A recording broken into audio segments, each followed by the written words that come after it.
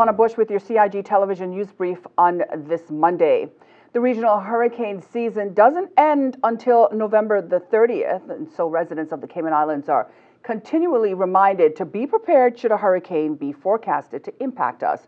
In this report, Simon Boxall of Hazard Management Cayman Islands explains more about one of the biggest threats to our shores. Storm surge is considered the #1 threat to life and property in hurricanes in the Cayman Islands. It was responsible for a significant percentage of the estimated $2.8 billion worth of damage incurred in the islands in Hurricane Ivan back in 2004.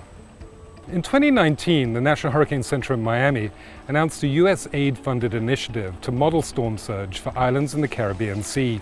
The Cayman Islands was included in the second group of countries for the storm surge modeling. A critical data input was the underwater mapping of the inshore marine environment down to a depth of about 100 feet from the shoreline. And once Cayman was able to secure that, Premier Wayne Panton appealed to the Hurricane Committee based on the vulnerability of the Cayman Islands, because we're on average here in Grand Cayman just 7 feet above mean sea level. That appeal was accepted, and the Cayman Islands are now next to have their storm surge model run. When we conclude with the Bahama region, our next area of interest will be the island of Jamaica, as well as the Cayman Islands. With confirmation that the Cayman Islands is now next in line for the storm surge modeling, representatives of Hazard Management Cayman Islands and the National Weather Service were invited to attend a workshop in Nassau, where the National Hurricane Center Storm Surge Unit was delivering the surge model for Bahamas, which was in the final stages of completion after 2 years of work.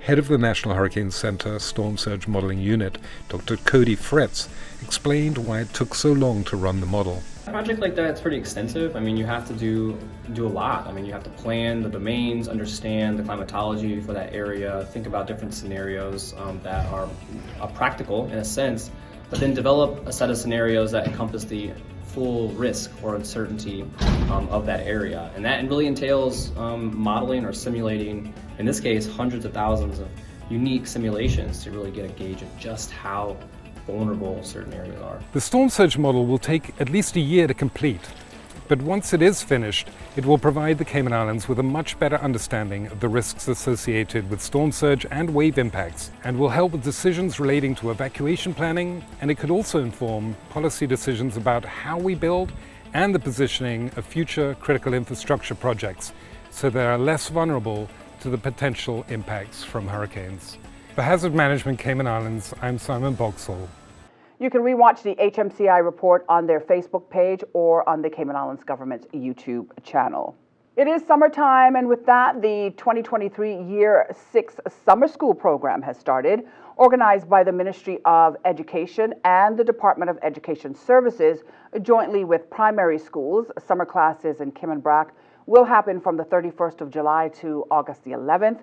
The 2-week program, which also ran in Grand Cayman, ended last Friday. Now, the program is aimed at providing additional intense support in mathematics and English for those students working towards age-related expectations.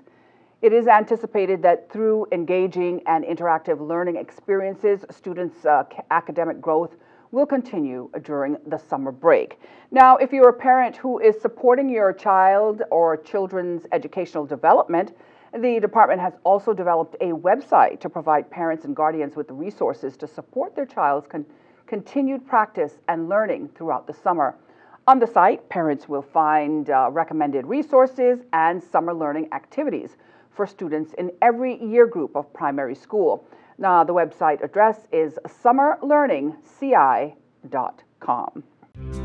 Turning now to our Monday night weather forecast, we can expect a 40% chance of rainfall. For you boaters, seas will be slight to moderate with wave heights of 2 to 4 feet. The 2-day outlook is for some passing showers on Tuesday as a tropical wave over the Central Caribbean is expected to move over the Northwest Caribbean region. Now remember, you can check out the Cayman Islands Weather Service's website as well as their Facebook page for more details on local weather. I'm Donna Bush. Have a great night, everyone.